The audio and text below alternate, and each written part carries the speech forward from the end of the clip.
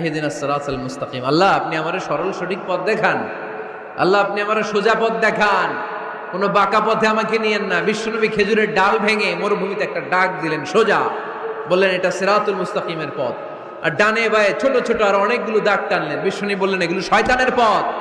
আমি যদি কোনোদিন পথ ভুলে যাই, হাত ছানি দিয়ে কাছে নিও, মমতার বন্ধনে আমায় বেঁধে সব ভুল ক্ষমা করে দিও।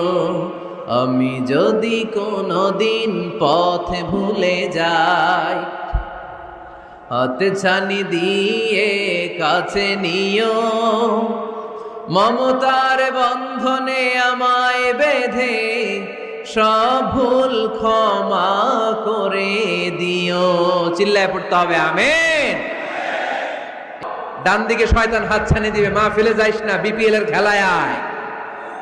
শয়তান এভাবে হাত ছানি দিবে, মাহফিলে যাবি না, হিন্দি সিরিয়াল দেখতে আয়।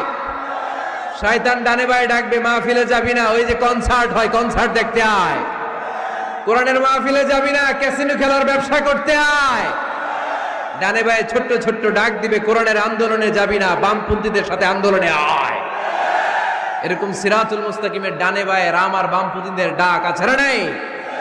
কোন ডাকে মুসলমান যায় না, ডানে বায়ে কোথাও মুসলমান মুভ করে না, মুসলমান চলে সোজা রাস্তায়। এই রাস্তার নাম হচ্ছে সিরাতুল মুস্তাকিম।